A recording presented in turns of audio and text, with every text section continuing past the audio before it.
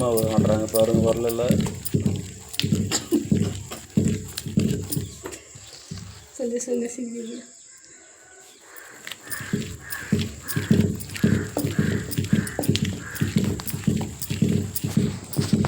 இட்லி நல்லா பொசு பொசுன்னு வரத்துக்கு வரல ஆட்டி சுட்டா இட்லி பொசு பொசுன்னு வரும், தோசை நல்லா பூ மாதிரி வரும்.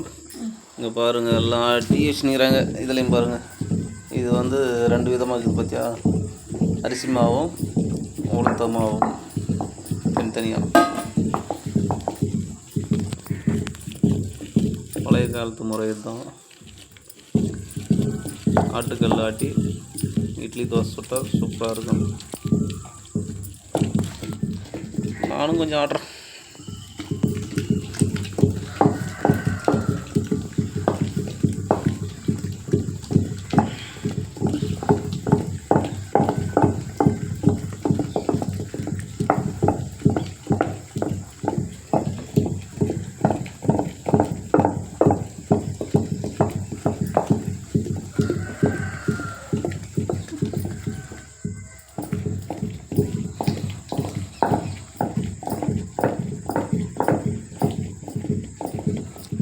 நாளைக்கு இதை சுட்டு சாப்பிட்டு பார்த்துட்டு உங்களுக்கு சொல்கிறேன். ஓகே.